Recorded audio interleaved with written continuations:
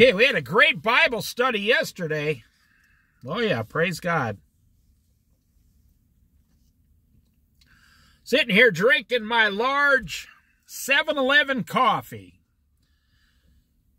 Largest coffee you can buy and the cheapest, and it's the best brand of coffee in the world. You wouldn't think so. It's way better than Starbucks. It's better than Dutch Bros. It's 10 times better than McDonald's. You think McDonald's could get better coffee? They're the world's largest restaurant. The best coffee in the world, if it's made fresh and hot, is from 7-Eleven. And it's the best deal, the largest and the cheapest. That's because they want you to go in and buy the coffee and then buy, 12 bags of candy, of course. That's why they can charge less for their coffee, because they know you want to pick something else up. But when you go to like Starbucks to get a coffee, they charge more because that's all you're really buying is a coffee. Luke chapter 12, verse 13. This will be very interesting. The parable of the rich fool.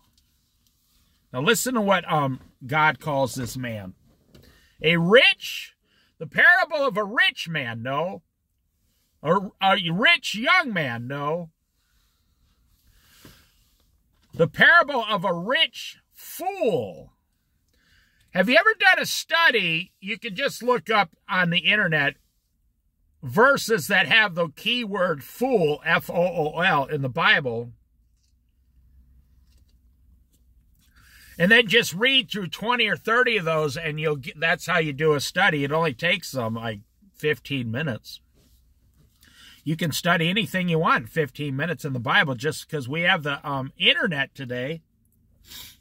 You don't have to look through the Bible. You can just say, okay, what is fool in the Bible, or foolish, and then it'll give you 100 verses or how many ever there are. Why does he call this rich person a fool? Why does God call this rich person a fool? Now, wait a minute. That means either God is wrong or the world is wrong.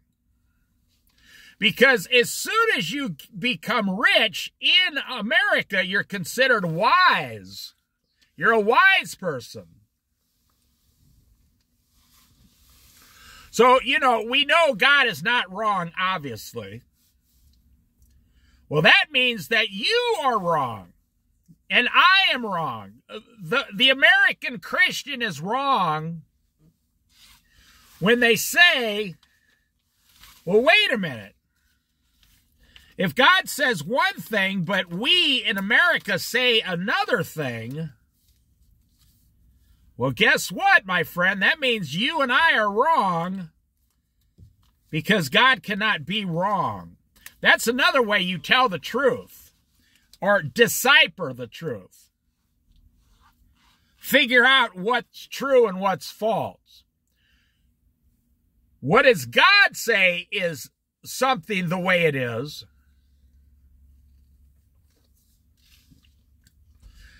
And if the world agrees with that, then okay. But if the world disagrees, then the world is lying. Because in America, we say, as soon as you receive a certain amount of money, you are considered wise. Oh, yeah, you're considered way better than everyone else. Well, then why did God talk about the sparrow? The sparrow is simple, represents poverty, a simple, meek little bird. Why did God bring up the wise sparrow, you see? Someone in the crowd said to him, Jesus, teacher, tell my brother to divide the inheritance with me. I love this response. It's one of my favorite Bible verses. Now, this isn't about the rich fool, no. So he was on, like, the Mount of Olives is what it was. You can look this up in another gospel. Someone yells out, "Teacher, tell my brother to divide the inheritance with me." You know, hey, my brother's cheating me out of part of my inheritance. What, you know, now, when the first time I read that, I thought Jesus was going to solve the problem. And what I'm not making this up, I could spend 10 hours on this right now.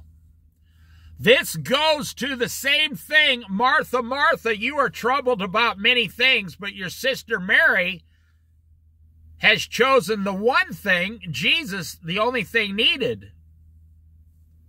Mary was wiser. Now listen.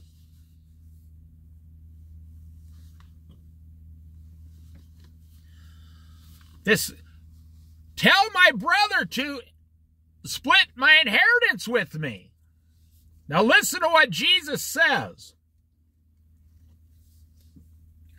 It's not anything close to what you think he's going to say. Jesus replied, "Man, comma, who appointed me a judge or an arbiter between you?"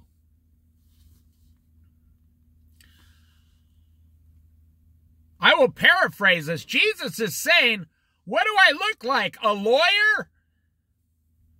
What do I look like? An earthly judge? What do I look like?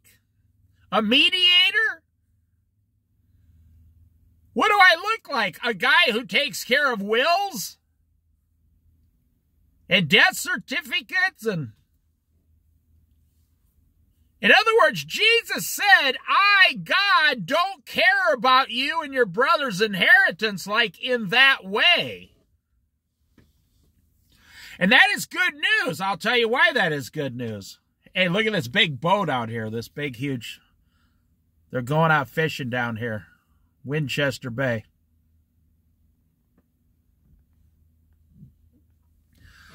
Now, of course, Jesus cares about all of us. And everything, yes. But he doesn't care about this. He says, man, who appointed me? Now, why didn't he call him brother? Why didn't he say, listen, brother, you're making a mistake here? Now, think about it. Let's look for a couple more clues here. And then it'll explain more. Then he said to them, watch out, be on your guard against all kinds of greed. Life does not consist in an abundance of possessions. Did you just hear what the Lord Jesus Christ, your Savior, said about your house, your car, all the stuff in your garage, your lawnmower, your bicycles, your motorcycles, your truck, a basement full of stuff, an attic full of stuff. You got a storage unit downtown for $150 a month. Did you just hear what Jesus said? He just gave you the clue, the number one answer to how to live life. And I am so thankful I found this out at an early age. Life does not consist in an abundance of possessions.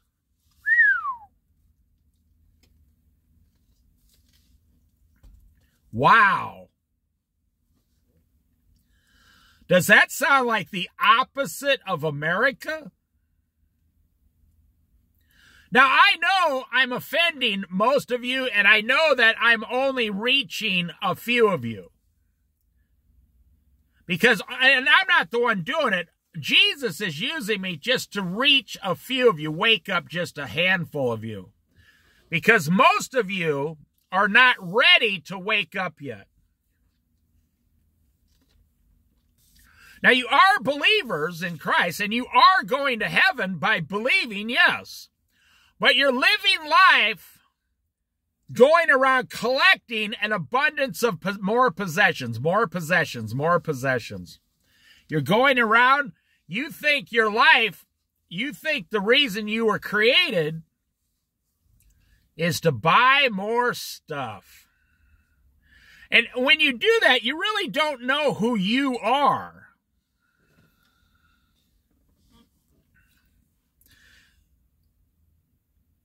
Someone in the crowd said to Jesus, "Tell my brother to divide the inheritance with me."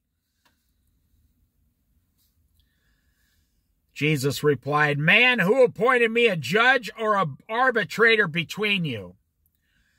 Then Jesus said to them, "Watch out, be on your guard against all kinds of greed." You know, if you got $150,000 equity in your house, your great-grandparents never saw $10,000 in their lifetime. Your grandparents probably never saw $10,000 cash. Your parents probably had to work 45 years to get $150,000. And now you, a young guy, somehow has $150,000, $200,000 on you, and the world, your brain is controlled by the world. The world is telling your brain, you're a poor person. You don't have near enough money. You have $200,000. I know a lot of guys that have $200,000 in their house or 401k. They could become debt-free. They'd have an extra $200,000. I know a lot of middle-class people in this situation. And I asked them, "Why don't you retire?" And they say, "Are you nuts? I only have $200,000.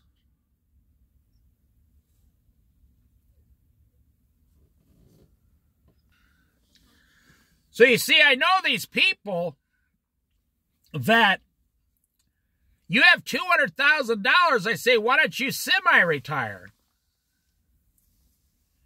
And they tell me, middle-class people, they say, "I could never do that. I'm poor. What if I live to be 90 years old? I don't have any money." No. If you're debt-free, you can each go down and make $15,000 a year, $30,000. You can make that part-time 4 days a week and never touch the $200,000, and in 8 years it'd be $400,000 in the stock market, or even at a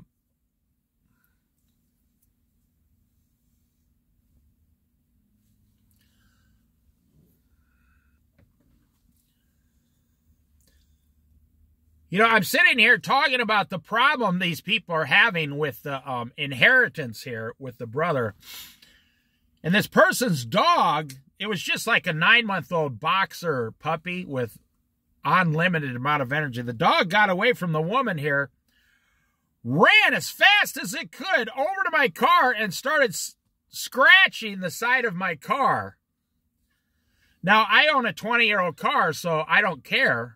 I would never even think about it. I'm just giving you an example.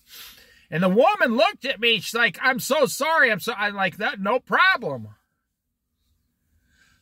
But if that dog got loose and did that to, say, a brand new Corvette or something sitting down here, she'd be out a lot of money. Because I don't think she has insurance on her dog for scratching cars. She'd have to pay $10,000 for someone to get a new paint job.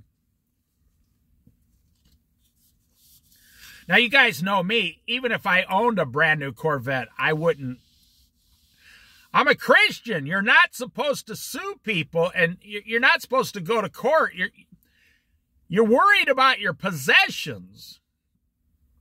I look at it as a funny thing. The way the dog, I'll just use that as a memory in my life, how a dog just ran up to me and started like trying to lick the side of my window and scratching the car.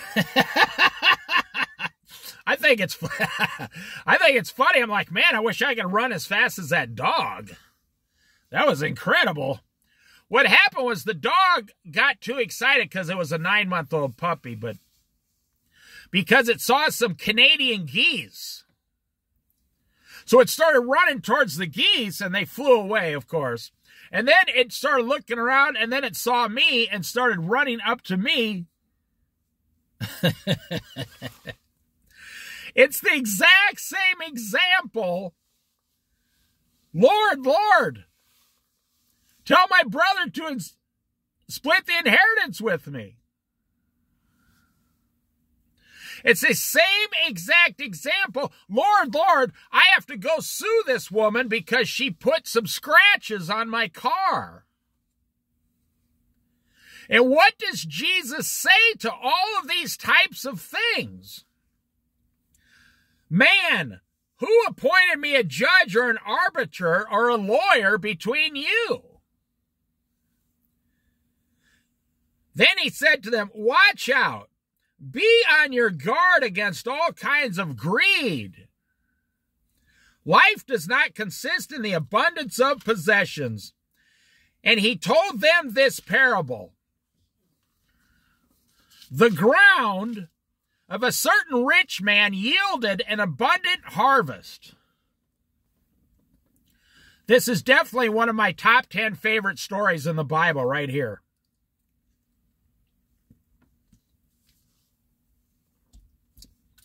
So this rich man, he was an older man, a rich man. This is not the story about the rich young man. This is the richer older man. He owned a lot of land and stuff, and a lot of barns, and he had a lot of workers. So one year, his land yielded an abundant harvest. Now, I grew up in the Midwest. I know what that means. That means fantastic. That comes from God himself. I know. We got all these things we spray on the crops and all these things and blah, blah, blah. No. This man, God is in charge of how many kernels of corn go on that corn stalk. That is a true story. I heard a preacher tell a story. This was an old-timey preacher, so this story's 50 years old. And he said he knew personally of this farmer, and they had a good year, and every farmer gave 10%. They went down to the church and gave their 10% tithe to the church, to God, right? The next year, a tornado came across and wiped all the farmers out. They grew like 20% of what they normally, their income went down 80% the second year. And all the farmers withheld their tithe.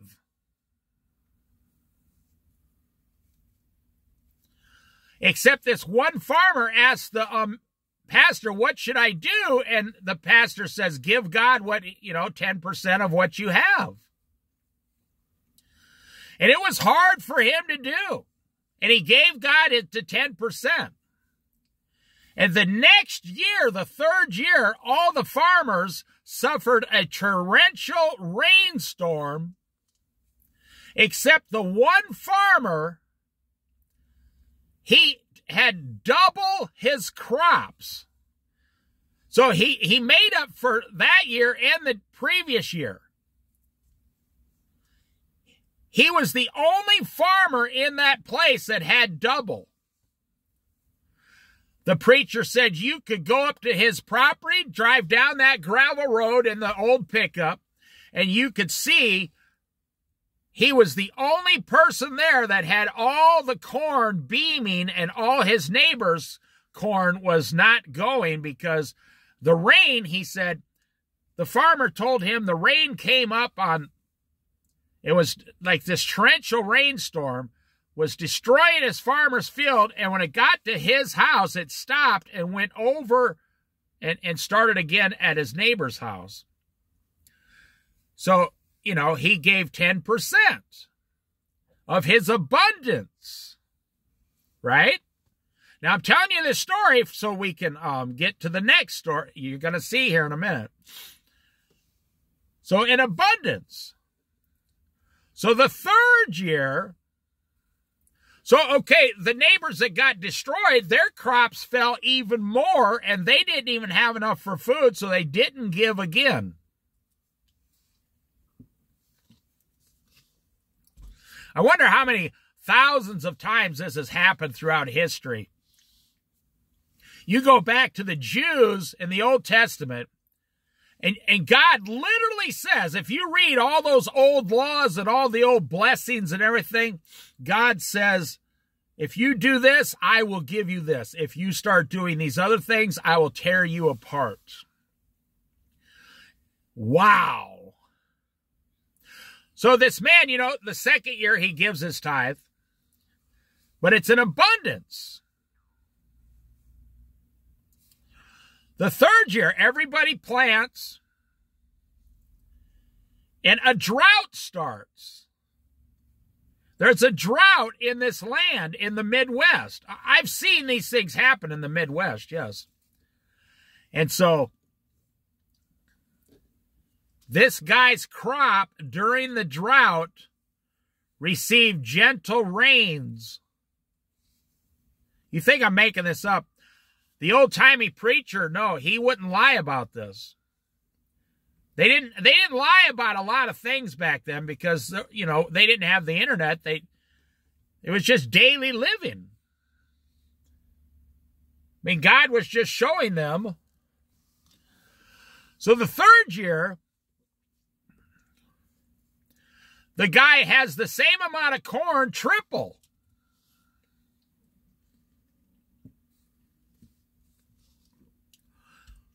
And he gives his tithe, and all his neighbors,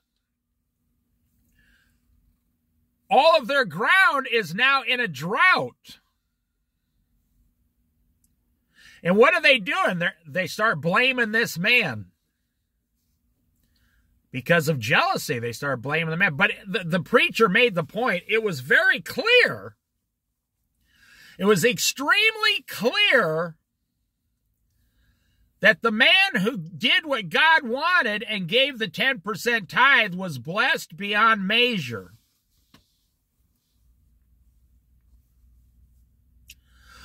Well, apparently they had a meeting at the local church. The church is there, like 800 people in the whole county. There's not a lot of people on a farm.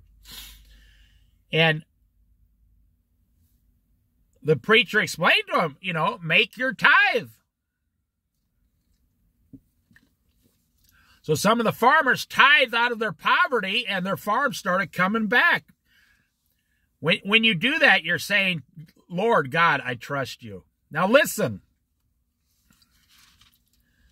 Now that I've told you that example, the ground of a certain rich man yielded an abundant harvest. Okay, this guy's already rich, right?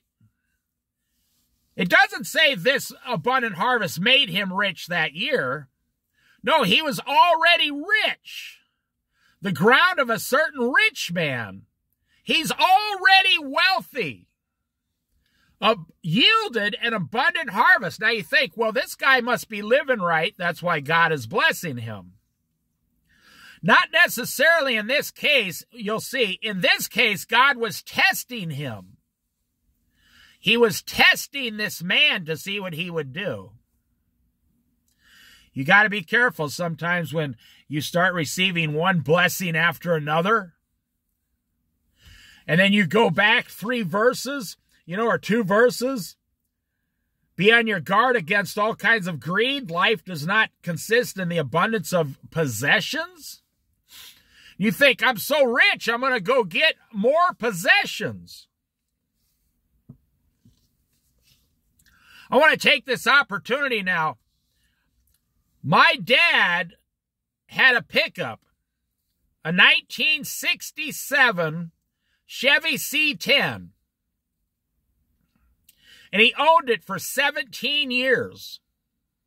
He bought it used.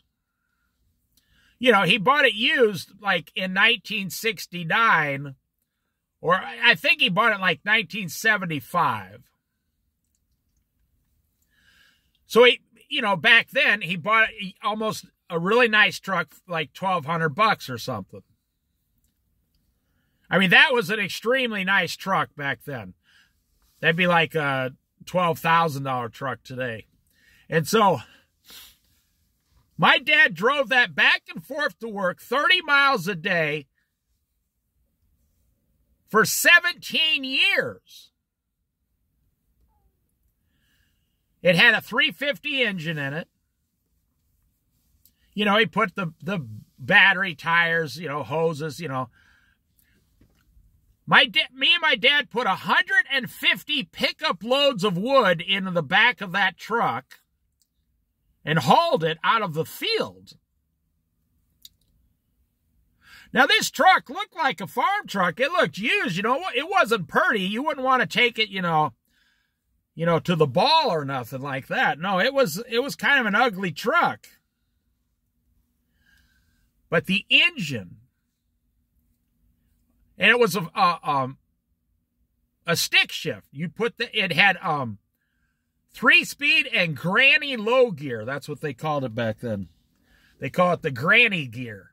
Low gear. You go over and up, separate from the reverse. And this thing, it puts the transmission, the engine, into a super low gear for hauling stuff over, like dirt clods and so. And you can only go about 5 miles an hour. 17 years he owned that truck. I just want you to comprehend what I'm saying there. My dad was not rich and he was not poor. He was middle class back then. 17 years. He could have bought a brand new truck because brand new truck payments back then were $150 a month. 17 years, me and my dad drove around in that truck. That sounds crazy.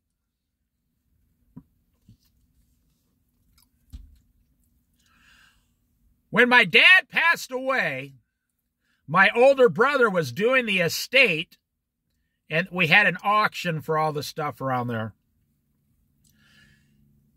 And my older brother said people were showing up to buy my dad's stuff at high prices.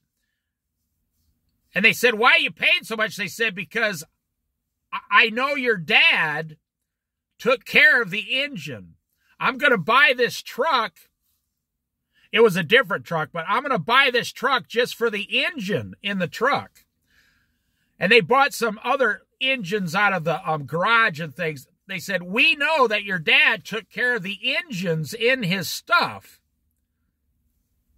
Now, how's that for a good reputation?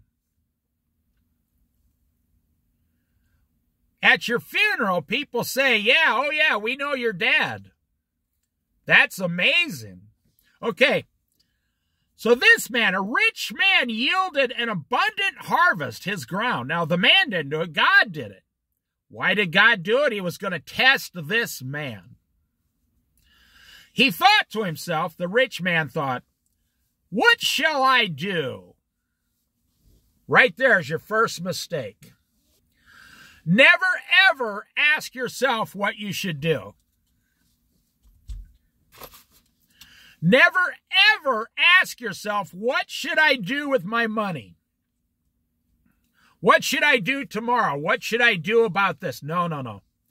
Train yourself to say, Lord, on your knees, Lord, you know all things. What should I do, Father, Master, King of Kings? You know all things. You can see around corners. You can see around tomorrows. You can see 3 years from now. What should I do, Lord? You should never, as a Christian, ask yourself what to do. You should never have on your lips, well, hey, you know what I think's a good idea. You don't have any good ideas. You're a man full of sin. You're a woman full of sin. I'm sorry if that, wakes you up or makes your or offends your pride, why would you ask yourself, I'm giving you the greatest advice you'll ever receive. Why would you ask yourself, a human being, what to do if you could ask God, the creator of the heavens and the earth, what you should do? We have available to us firsthand. You can ring up God right now on the prayer phone. I can ask God anything I want, anytime, 24 hours a day, and it's the greatest gift I've ever received, and it's the reason I still am here. I tried to do things on my own for a little while when I was in my early 20s. I was a total failure. You don't understand. Why would you ask yourself, what should I do? Now, here we go. Verse 17. The rich young man thought, or the rich older man, the rich landowner, thought to himself, what shall I do? The first thing you should do is get on your knees and say, Lord, what would you have me do? Take the word I out of it. Lord, what would you have me do?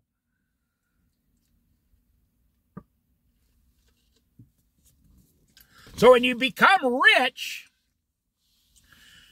like my middle class friends have 200 grand cash on them and they say, I'm poor. What the heck? I saw a true story, a video of a guy in South America. He's like 50 years old, and he was born from his knees down to his feet were crippled for life. And he lives out in the bush on a farm.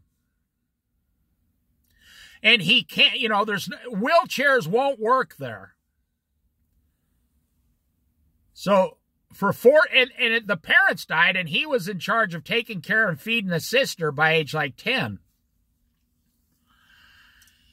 This guy put tennis shoes on his hands. And he's been tending to the farm and everything for 40 years, taking care of his family, crawling around on his knees and his hands. You think you got problems in this world? Try telling that man on the internet that $200,000 is not a lot of money. Okay, so here we go. He thought to himself, what shall I do? Big mistake. I have no place to store my crops. Doesn't sound like a problem to me. I'll throw this out there. How about giving all the crops away to the poor? What if this guy said, now the reason he had no place to store his crops because he was already so wealthy and he had all these barns. Now, if you've never been a farmer, they have what's called threshing floors or thrashing floors. And you store, it's like the modern day aluminum silo. And you store all your grain in there, and it has to be dried and kept dry. And well, back then, that's what they did back then. They didn't have aluminum, but they did it with wood and stuff. Well, probably not brick, because brick creates moisture. And you don't want moisture on your crops. So this guy, the reason he's saying this, I have no place to store my crops, is because he already has several barns all over his property, completely brimming full of crops. That's how rich he is. He's got all this money at the local bank. He's got all this money hidden in the ground. He's got all this money in this land and investments. He's probably like 60 years old or something. And now he's got all these barns. Let's say he's got 5 or 10 barns all over his property, completely full of wheat, which back then was the same as gold, silver, money. You know, food back then was more valuable than gold or silver. And he's got all these employees. He's a big guy. He's a big shot in the town, you know. Like employees would say, hey, I'm going to go work for, you know, Old Man Hanson or whatever. That was a farmer where I lived. And sometimes I'd go help Old Man Hanson for, I don't know, 3 or 4 days a year. And he would give me some money. And I mean, I was only 13 years old. So if he gave me like $35, it was a lot of money. In 1974, yeah, it was a lot of money. What shall I do? I have no place to store my crops. Then he said to himself, this is what I'll do. I will tear down my barns, my current barns. I'll tear down all my barns full of crops. And build bigger ones. That's how rich this guy was. To me, this reminds me of someone who turned 65 years old. They're on Social Security. They got their pensions. They got all their money. They sell their house, and what do?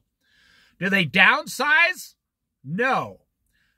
They move into a larger dream house at 65 years old. Why would you do that? Your kids are gone. You do it for greed, status. You say, oh, well, when the kids visit and the grandkids come over, I want them to see, you know, mommy and daddy, grandma and grandpa own a $800,000 house. Let me tell you how screwed up the economy is right now in like 10 seconds. Here on the Oregon coast, when I moved here 21 years ago, they had a trailer on some land. This was 21 years ago. A trailer on some land down by the beach, and they were asking $35,000 for it. It was a trailer, and when I say a trailer, I mean a one-bedroom, like 50-foot long by 12-foot wide. It's just a trailer, a modular home. And they wanted $35,000 for it. Now, I never bought it because I didn't want to live where a tsunami could hit. I don't want to be in my bed at night and a tsunami hits and kills me. That was very good, you know, possibility. It could happen. I didn't want to be down there. And plus, rent was so cheap back then. When I moved to this town, I was paying $315 a month for rent. That same place I just saw came up for sale. They want $565,000.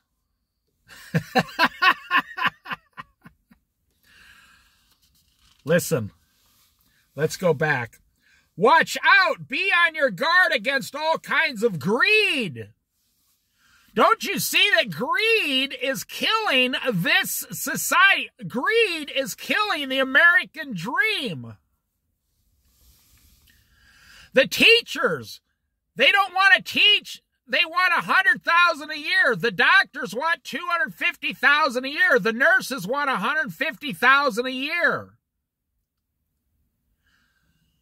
I'm telling you, everybody wants, someone wrote a book recently, America is being destroyed by 1,000 cuts, C-U-T-S. It's an old Oriental saying, I will defeat my enemy by 1,000 cuts. I will never kill him, I'll just slice him 1,000 times slowly. That's what we're doing in America. It's right here in the Bible. Greed. Life does not consist in an abundance of possessions. When I was 10 years old in 1972, you could go to a doctor for 1 hour in his office for $15. I'm not making it up. $15 for 1 hour. It didn't take him an hour. No. Every doctor back then had himself and one nurse, and the nurse was probably his wife. And it wasn't at a doctor's office where they spend millions on a new building. It was downtown in a little office where he paid $250 a month for rent, and his wife took care of all the bookwork and all that, and all the prescriptions and all that. You'd be in there for 20 minutes, and he'd tell you, okay, your kid has the flu or the measles or whatever, do this, and it was $15. $15. So why is it you can't go to the hospital today for less than $500? Well, greed. Everybody wants more money. Okay, let's go on. I'll tear down all my barns and build bigger ones. Doesn't that sound like pure greed? Hey, I own a $50,000 Camaro, but I'm going to buy a $110,000 brand new Corvette. Is that really going to make you happy? And if you say, yes, it will make me happy, then you probably don't know Jesus Christ. You probably don't have a personal relationship with Jesus Christ if your form of happiness is it's just something that's more expensive. I was watching the Antiques Roadshow recently on YouTube. This watch sold for $600,000. A wooden chair sold for $350,000. This painting that looked like something my granddaughter could have painted sold for like $200,000. So you see how out of control the world is. And this, okay, I will tear down all the barns God gave me. I'll tear down all the possessions God gave me. God made me rich. I'll tear all that down and I'll make myself even richer. And there I will store my surplus grain. Now here's what I want you to hear in this story. Here's what I want you to hear. God is listening to every single thing this man is doing and saying. Okay, this isn't very long. Listen. I will tear down my barns and build bigger ones, and there I will store all my surplus grain. And I will say to myself, you have plenty of grain laid up for many years. So why is God blessing this man? It's a simple Christian concept. If you are being blessed in such an abundance, God wants to use you to bless others around you. God wants to use this to bless others around you. But what does this man say? So what's the parable of the rich fool? What does this fool say? And I will say to myself, self, you have plenty of grain laid up for many, many, many, many years. Take life easy, eat, drink, and be merry. At that point, that was that man's number. That was that man's number. I've asked my friends before, what is your number? They say, what do you mean, what is my number? And I only ask people this they're looking for wealth. They want riches. I say, okay, what's your number? And they say, what do you mean, what's my number? Yeah, what's your number? Tell me the exact number that you're going to achieve, then you can stop chasing money. And you know what they always say? I don't know. I just like having a lot of money. Yeah, but at what amount, what is the number that you can finally be satisfied and enjoy life? Enjoy what God has given you. When does that happen? And I'm telling you, 80% of the people like this, they're not Christians. They do not follow Jesus Christ. They tell me. That's how I know. They tell me straight up. I'm not living for Jesus. I'm living for myself. This man, this fool, just achieved his financial number. He just said, hey, I was afraid to do this before, but now, wow, I got double everything. This man just went from $10 million to $20 million. This man just went from $500,000 to finally $1 million. This guy just went from $250,000 to $600,000 or $700,000. He is happy. He's finally achieved his number. Most people don't even know they have a number. I have plenty of grain laid up for many, many years. Well, remember what I said, grain was money. Olive oil back then was money. If you had 100 jars of olive oil, you had 100 jars of money. People today, we only see money in, you can tell I'm getting all excited about this. This is my topic, I'm telling you, because I've lived it on both sides of the coin. I've not only lived it, I've seen the poorest people in the world around me as some of the happiest people I've ever met. And I've seen some of the richest people I've ever met with tens of millions of dollars, and I personally knew them. And they're some of the unhappiest, most miserable people I've ever met.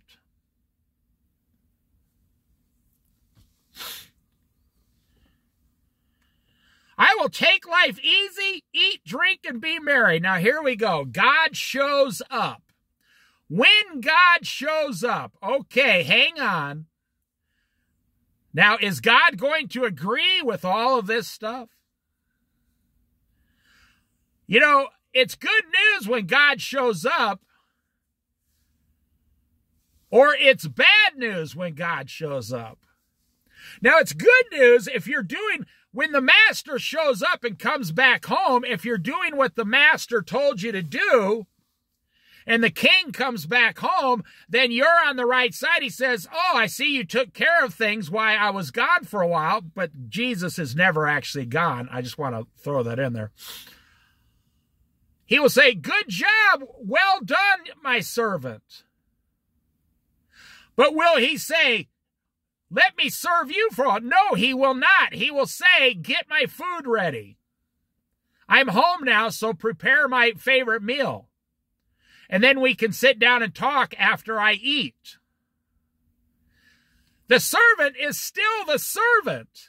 The master is always the master.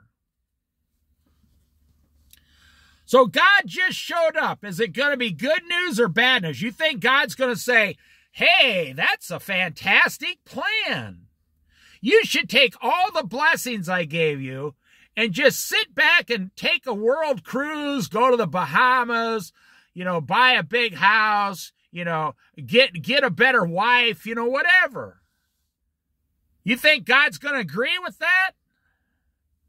Hey, you know what you should do, old man? Just kind of walk around in circles, you know, around town, you know, showing everybody how wealthy you are. Okay. Verse 20. But God said to him, you fool, exclamation mark. You fool. This very night your life will be demanded from you. This man made God angry. God became angry at this servant. Why would God take his life? He's going to take his life the very night so he doesn't go out and cause a lot of destruction. God will prevent you from destroying yourself and others around you. You fool! This very night, tonight, I'm going to take your life. It's going to be demanded from you.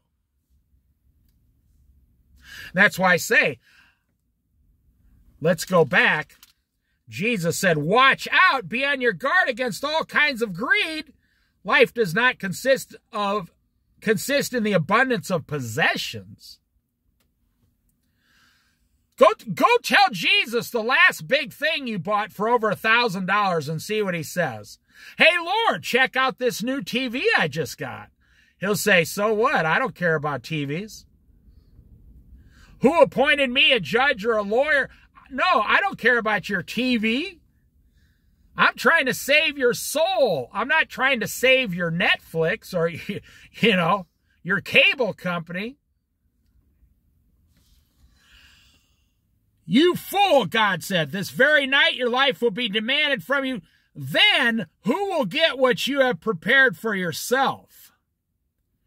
God gave this man these things to give to other people, and I'll explain what the man should have done.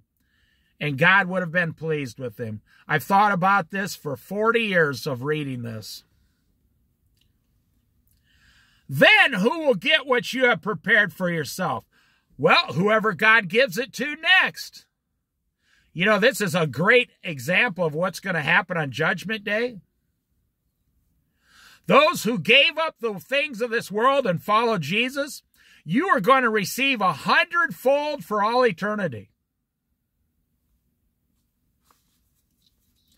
And those who got all their wealth and their greed and their desires in this world and did not follow Jesus, you're going to be cast into hell. Then who will get what you have prepared for yourself? That's what I'm telling you. Jesus, the Lord, the Master, tells you what you get and what you prepare. No, let me rephrase that. The Master tells you what he's preparing for you. Like I said, when the Master comes home, you don't eat before the Master. Now, let's say the Master, a great king, was gone for 3 or 4 years off somewhere on a warring with another country, and he comes back successful. And of course, you never had to wait until the Master ate. You were just taking care of all of his properties as the good servant. So you can eat anytime you want. But now that the Master is home, you can't eat anytime you want. You have to then go back into serving the Master immediately. The Master decides what you get when you get it. Now listen to what God says.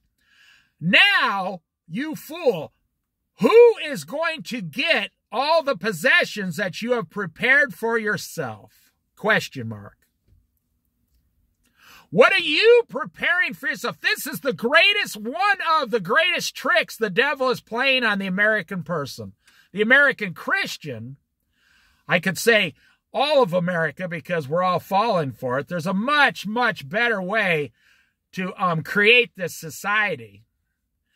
This society is not anywhere close to what the Constitution and the Bill of Rights and the way the founders of our country designed this. It's not anywhere close. The founders said everyone can receive free land if you're in America. Did you know that? Did you know that up to like 40% of the United States, the property is government owned and they won't give it to you? That's how they control people. Do you know how much government land there is in Oregon, California, Nevada, Utah, Arizona, and you're never allowed to touch any of it?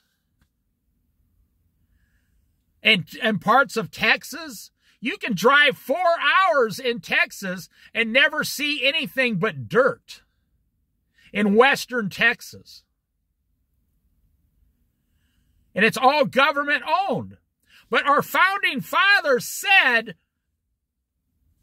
we will give every American citizen a plot of land. And if you want to grow a lot of crops and work hard and become rich, you can. If you want to just do half of that and have enough just for the year, and then like take the winter off or whatever, you can do that too.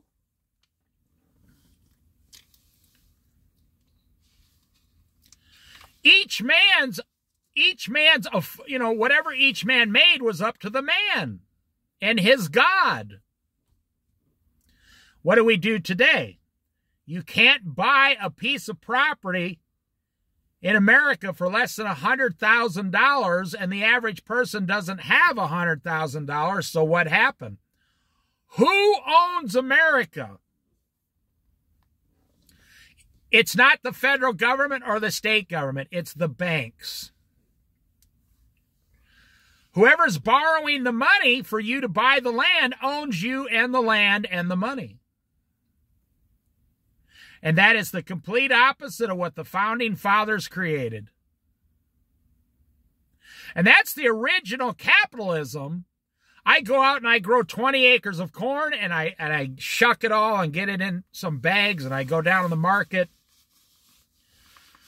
I sell my 500 bags of corn, and I got enough money for a couple years, and then I start planning for the next year.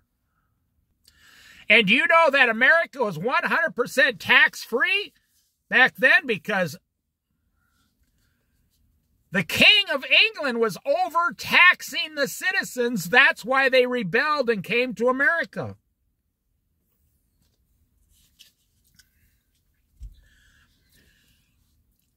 You fool! This very night your life will be demanded from you. Then who will get what you have prepared for yourself? Now there's only one verse left. This is how it will be with whoever stores up things for themselves, but is not rich towards God. If you want to change, listen to what God is telling you. What did this start out as? Warnings. The parable, warning.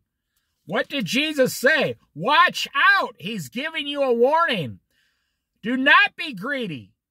Do not live your life collecting possessions. Do not try to get lots of money. Do not have big houses, big barns. Now, let me tell you what this man could have done. For those who want to please God and receive a rich welcome when you get to heaven, listen. Book of Luke, chapter 12, verse 21, and then we're going to finish this Bible study. This is how it will be with whoever. It's talking about believers. Whoever stores up things for themselves, but is not rich towards God. Yes, it's very rare in today's society. You can be very wealthy and also be very rich and wealthy in the things of God. I don't know many of these people over my lifetime, but I've seen very, very generous rich people. I know people, millionaires, they'd give you the shirt off their back if you asked them. And they never, ever... Well, I do know a rich man who, he owns a lot of properties, and he tries to keep the rent as low as possible for all of his tenants. He's a very rare landlord. He is a multimillionaire, and he tries to keep the rent as low as possible for his tenants because he's more interested in helping people in God's name than he is making money. But the thing is, God has blessed him to be a multimillionaire. But he still keeps the rent as low as possible while helping the poor man. And God saw this and made him rich. Now, he's, 90% rich, or 80% is the value of all of his properties. He owns several dozen properties. But he's not owning those properties for himself. He's doing it to help people out.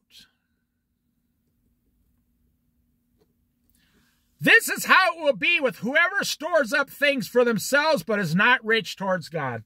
But I'll tell you, 90%, 95% of all rich people I know, they're never satisfied. They need more money. They hate spending money on anybody, including anything, any charity. They don't like doing it. You see, like, we are known as the most giving country in the world. We give more money to the rest of the world than any other country in the world. America does. But if you look it up, you want to know what it is, we give less than 2% to other countries. That's right, that's all we give. About 2%. And you go online, on Twitter, Facebook, whatever, people complain about that 2% being given away.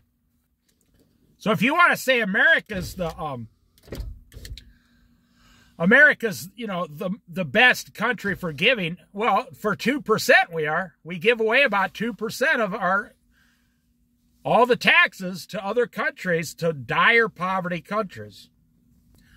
Now, I want to say this, and then I'll tell you what the man should have done to please God, and then we'll be done with this Bible study.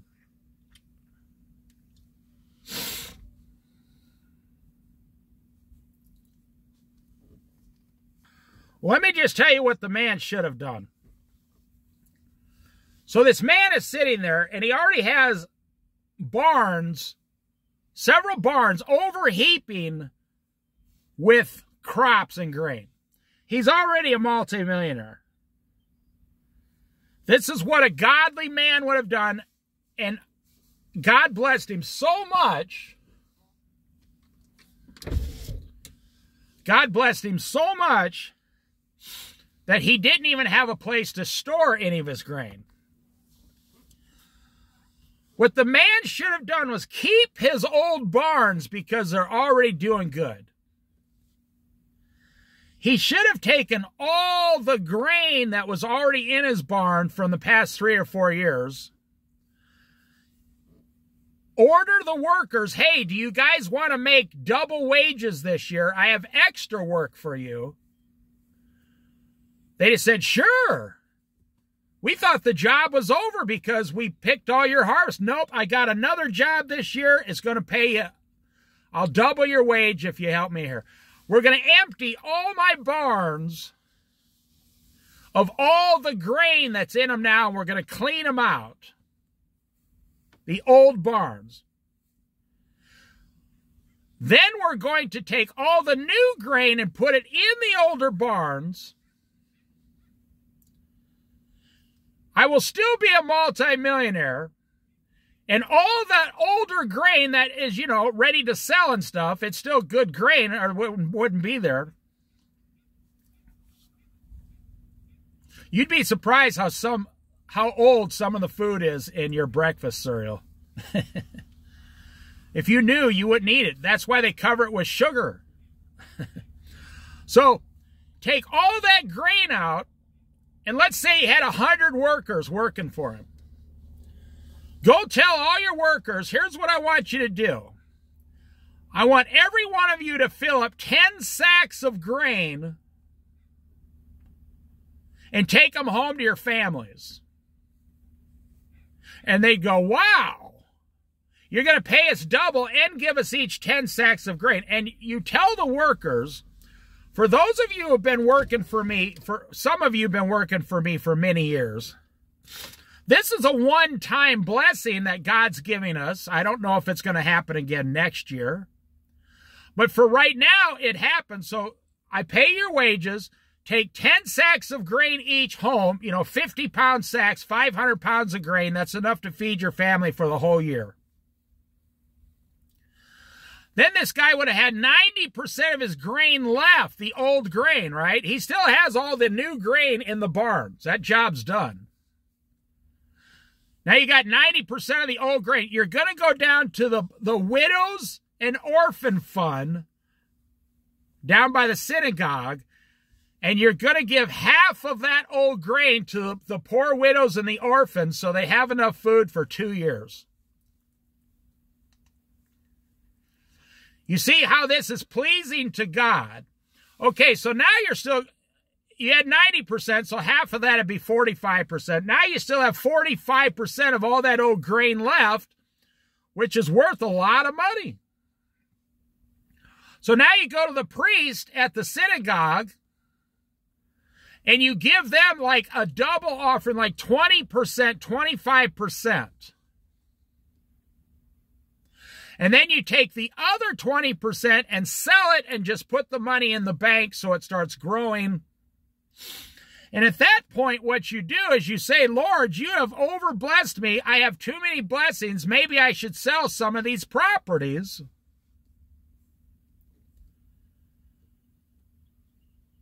And give the money, to the people in the town.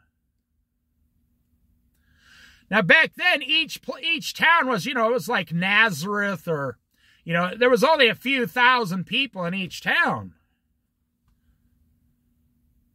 That is what you could have done to please God. What does this man say? Then I say to myself, this is what I will do. I will tear down my barns and build bigger ones. And I will store up my surplus grain. And I will say to myself, I have plenty of grain laid up for many years. I will take life easy. I will eat, drink, and be merry. Let me tell you this. You're going to get to the point where you have more money than you can ever spend with your house and your 401k and all this stuff. And you're going to be 68 years old. And you're going to look God straight in the face and say, Lord, I'm not going to work on anything anymore. I'm going to take it easy now. Just like this rich man, you are headed to that direction, and the Lord's going to say, you fool, tonight I will take your life. I, Jesus, have blessed you for 60 years. And now you're going to tell me that you're going to take it easy and go on a cruise and start eating out of the buffets and drinking and gambling and running around with loose women? Well, then if you're telling me, God says, if you're telling me you're done, then I'm done with you. You can come to heaven right now and forget about it. Think about that. This is how it will be with whoever stores up things for themselves but is not rich towards God. And you say, well, I have $200,000, man. That's nothing. I'm poor, man. No, you are the average American Christian with a lot of equity in their house. And you got 10 or 12 years left to pay off your house. And you got to go work 40 hours a week for 8 to 12 years and keep storing and storing and storing up stuff for yourself. And this is the thing. I knew a guy, I'll finish with this story. This was a personal best friend of mine. And I can count my best friends on one hand. This guy was 10 years older than me, or maybe 12 years older. He lived alone, and he confided in me that he had $250,000 in the bank in like a good mutual fund. Well, he had 4 or 5 mutual funds. And he made all this money himself over 30 years of working. And he had a house that was completely paid off and worth $250,000. So he was in his 60s, and he was worth $500,000 if he cashed everything out. And he was single. He never married, and he never had any of his own children.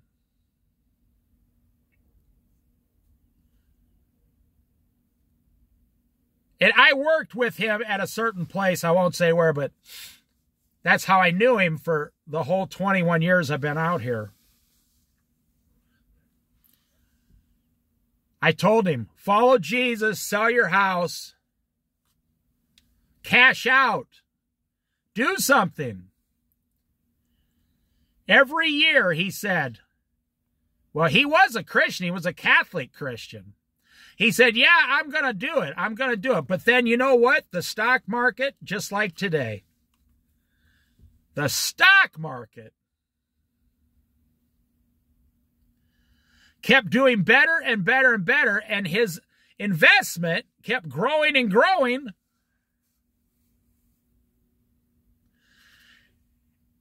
And so he made $1,200 a month Social Security, and he lived on $700 a month in his house.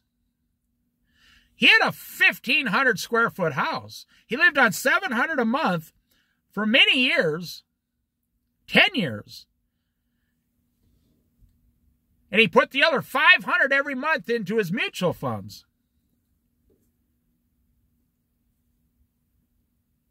And then he turned like 72 years old. He just couldn't stop. And then he was going to sell his house. It was worth $280,000, but then the Great Recession of 2008 hit, and his house dropped to $210,000. And he spent the rest of his life trying to get that equity back.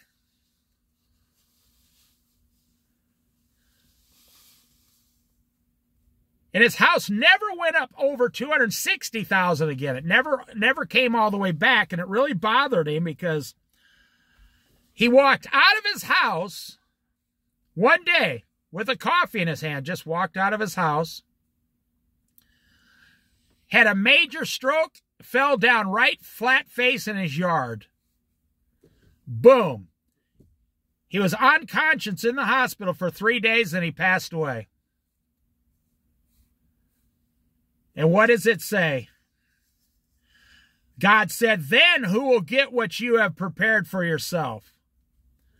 His sister, who was even a much stronger, deeper Christian by like 50 times, and she was single and working, and she loved the Lord. His sister got the entire amount.